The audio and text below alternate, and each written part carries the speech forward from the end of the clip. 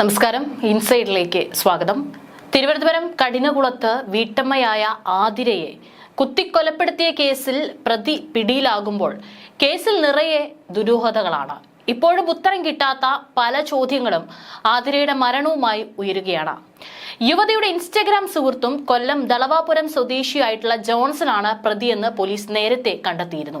എന്നാൽ 2 ദിവസമായിട്ടും പ്രതിയെ കണ്ടുപിടിക്കാൻ പോലീസിനെ കൊണ്ട് സാധിച്ചിരുന്നില്ല. എന്നാൽ ഇന്ന് വൈകുന്നേരത്തോടു കൂടിയിട്ടാണ് പ്രതിയെ കോട്ടയം ചിങ്ങവനത്ത് നിന്ന് പോലീസ് കസ്റ്റഡിയിലെടുത്തത്.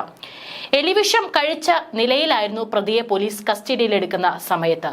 അതുകൊണ്ട് തന്നെ ആശുപത്രിയിലെ പരിശോധനയിൽ അത് വ്യക്തമാവുകയും ഗുരുതരാവസ്ഥ തുടരുകയാണെന്നുമാണ് അറിയിച്ചിരിക്കുന്നത്. ജോൺസൺ മുൻപ് ജോലി ചെയ്തിരുന്ന ഹോം സ്റ്റേയിൽ നിന്നാണ് പ്രതിയെ പോലീസ് കസ്റ്റഡിയിലെടുത്തത്. ഇവിടെയുള്ള ജോൺസന്റെ സാധനങ്ങൾ എടുക്കാൻ എത്തിയതായിരുന്നു പ്രതി. പോലീസ് പിടിച്ചതിന് ശേഷമാണ് പ്രതി താൻ വിഷം കഴിച്ചിട്ടുണ്ടെന്ന് പറഞ്ഞത്. തുടർന്ന് പോലീസ് പരിശോധനയ്ക്കായി ആശുപത്രിയിൽ എത്തിക്കുകയായിരുന്നു. ജില്ലാ ആശുപത്രിയിൽ എത്തിച്ച് പരിശോധിച്ച ശേഷം അബോധാവസ്ഥയിലായ പ്രതിയെ പിന്നീട് കോട്ടയം മെഡിക്കൽ കോളേജ് ആശുപത്രിയിലേക്ക് മാറ്റുകയായിരുന്നു. പോലീസ് പിടിക്കുമെന്ന് ഉറപ്പായപ്പോഴായിരുന്നു ജോൺസന്റെ എലിവിഷം കഴിക്കൽ. അതിനിടെ ആതിരയെ ഭീഷണിപ്പെടുത്താൻ പലവിധ തന്ത്രങ്ങൾ ജോൺസൺ എടുത്തതായിട്ടാണ് പോലീസ് നൽകുന്ന സൂചനകൾ. എങ്ങനെയും ആതിരയെ കുടുംബത്തിൽ നിന്നും പുറത്താക്കാനായിരുന്നു ഗൂഢാലോചന. മറ്റൊരാൾക്ക് കൂടി ഈ സംഭവത്തിൽ പങ്കുണ്ടാവാനുള്ള സാധ്യത പോലീസ് തിരിച്ചറിഞ്ഞിരുന്നു. 2 ദിവസമായിട്ട് പ്രതി സംസ്ഥാനം വിട്ടോ എന്നുള്ള സംശയവും പോലീസിന്റെ ഭാഗത്തു നിന്നുണ്ടായിരുന്നു. 4 അംഗ സംഘമായി തിരിഞ്ഞായിരുന്നു അന്വേഷണം.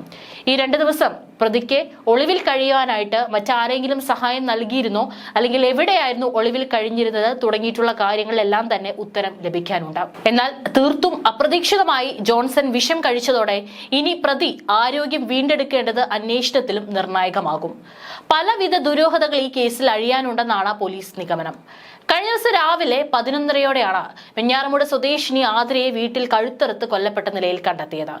വീടിനടുത്ത് തൊട്ടടുത്ത ക്ഷേത്രത്തിൽ പൂജാരിയായ ഭർത്താവ് രാജീവ് പൂജ കഴിഞ്ഞ് വീട്ടിലെത്തിയപ്പോഴാണ് ഭാര്യയായിട്ടുള്ള ആതിരയെ വീടിനകത്ത് കൊല്ലപ്പെട്ട നിലയിൽ കണ്ടെത്തിയത്.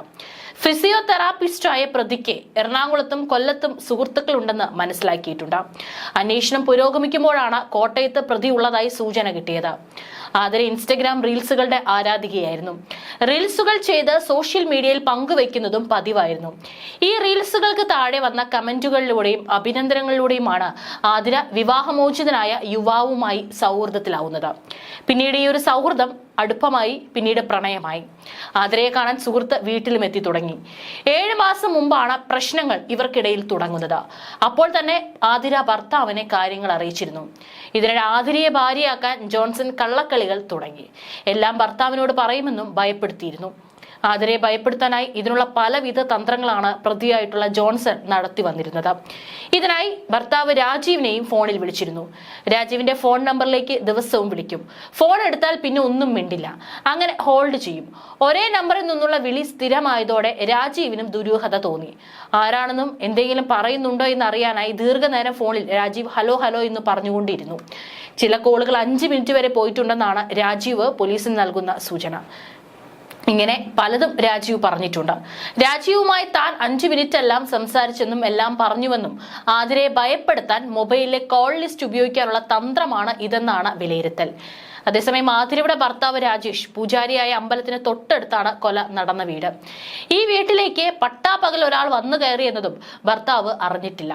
ആതിരയുടെ മൃതദേഹം ആദ്യം കണ്ട് പോലീസിനെ അറിയിച്ചതും ഭർത്താവാണ്. ഈ സാഹചര്യത്തിൽ രാജീവിനെ വീണ്ടും ചോദ്യം ചെയ്യാൻ പോലീസ് ആലോചിക്കുന്നുണ്ട്. ഇതിനിടെയാണ് ജോൺസനെ കണ്ടെത്തുന്നത്. സൗഹൃദം മറ്റൊരു തലത്തിലേക്ക് കടന്നതോടെ ആതിരയെ പലതവണ സുഹൃത്ത് ഭീഷണിപ്പെടുത്തിയിട്ടുണ്ടെന്നാണ് പോലീസ് പറയുന്നത്. വിവാഹമോചിതനായ ഇയാൾക്കൊപ്പം ഇറങ്ങിച്ചെല്ലണമെന്നാവശ്യപ്പെട്ടായിരുന്നു ഭീഷണി. കൊലയിൽ കലാശിച്ചതും ഇതേ ഭീഷണിയും തർക്കവുമാണെന്നാണ് പോലീസ് നിഗമനം. കുടുംബത്തെ ഉപേക്ഷിച്ച് കൂടെ വരണമെന്ന ആവശ്യം നിരസിച്ചതോടെയാണ് പ്രതി ആതിരയെ കൊല്ലാമെന്ന തീരുമാനത്തിലെത്തുന്നത്. കൊലയ്ക്ക് അവസരം കാത്ത് പ്രതി പെരുമാതുറയിലെ ലോഡ്ജിൽ ഒരാഴ്ച താമസിച്ചതായും പോലീസ് കണ്ടെത്തിയിട്ടുണ്ട്. ഭർത്താവിനെയും മകനെയും ഉപേക്ഷിച്ച് ഒപ്പം ചെല്ലണമെന്നായിരുന്നു ജോൺസന്റെ ആവശ്യം. ആതിര ഇതിന് തയ്യാറായില്ല. ഇതോടെയാണ് കൊലയിലേക്ക് കാര്യങ്ങൾ എത്തിയത്. കൊലയ്ക്ക് ശേഷം ആതിരയുടെ സ്കൂട്ടറുമായാണ് പ്രതി കടന്നത്. ചിറയൻകീഴ് റെയിൽവേ സ്റ്റേഷൻ പരിസരത്ത് നിന്ന് സ്കൂട്ടർ കണ്ടെത്തിയിരുന്നു. ഇവിടെ നിന്നും പ്രതി കോട്ടയത്തേക്ക് പോയി എന്നാണ് നിഗമനം. ഈ സുഹൃത്തിനെ കുറിച്ച് 7 മാസങ്ങൾക്ക് മുമ്പ് ആതിര പറഞ്ഞിരുന്നതായി ഭർത്താവ് പറയുന്നുണ്ട്. എന്നിട്ടും ഭർത്താവ് ആ സുഹൃത്തിനെ കുറിച്ചോ ബന്ധത്തെക്കുറിച്ചോ കൂടുതൽ അന്വേഷിച്ചിട്ടില്ലെന്നുമാണ് വ്യക്തമാകുന്നത്. ഇതും ദുരൂഹത ഉണർത്തുന്നുണ്ട്. അന്ന് ഈ സുഹൃത്തിന്റെ പേരോ അഡ്രസ്സോ ഒന്നും തന്നെ രാജേഷ് അന്വേഷിച്ചിട്ടില്ല എന്നതും ദുരൂഹമായി തുടരുകയാണെന്ന് പോലീസ് അറിയിച്ചു. 1 വർഷകാലമായി കൊല്ലപ്പെട്ട യുവതിയുമായി അടുപ്പത്തിലായിരുന്നു പ്രതി ജോൺസൺ. ഇയാൾക്ക് കൊല്ലപ്പെട്ട യുവതിയുമായി സാമ്പത്തിക ഇടപാടുകളും ഉണ്ടായിരുന്നു. ആദ്യം 1 ലക്ഷത്തോളം രൂപ യുവതി ജോൺസന് നൽകിയിരുന്നു. കൃത്യത്തിന് 3 ദിവസം മുമ്പ് വരെ 2500 രൂപ ജോൺസൺ യുവതിയുടെ പക്കൽ നിന്നും വാങ്ങിയിട്ടുണ്ട്. യുവതിയുടെ ചിത്രങ്ങൾ കാട്ടി ബ്ലാക്ക്മെയിൽ ചെയ്താണ് ജോൺസൺ കൂടുതൽ പണം തട്ടിയിരുന്നത്. ഒടുവിൽ തന്റെ ഒപ്പം വരണമെന്ന് ജോൺസൺ യുവതിയോട് ആവശ്യപ്പെട്ടു.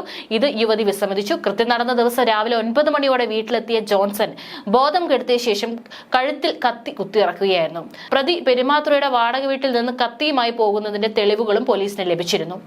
ഇൻസ്റ്റഗ്രാമിൽ 12,000-ഓളം ഫോളോവേഴ്സ് ഉള്ള ആളാണ് പ്രതി ജോൺസൺ. പ്രതി തന്നെ കൊണ്ടുവന്ന കത്തി കൊണ്ടാണ് ആതിരയെ കുത്തിയിരിക്കുന്നത്.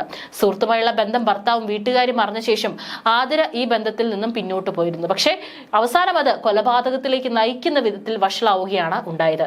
ഏതായാലും പ്രതിയുടെ ആരോഗ്യനില വീണ്ടെടുത്തതിന് ശേഷം മാത്രമാണ് കൂടുതൽ ചോദ്യം ചെയ്യൽ പോലീസിന്റെ ഭാഗത്തുനിന്ന് ഉണ്ടാവൂ. ഇപ്പോൾ കോട്ടയം മെഡിക്കൽ കോളേജ് ആശുപത്രിയിലാണ് പ്രതിയെ പ്രവേശിപ്പിച്ചിരിക്കുന്നത്.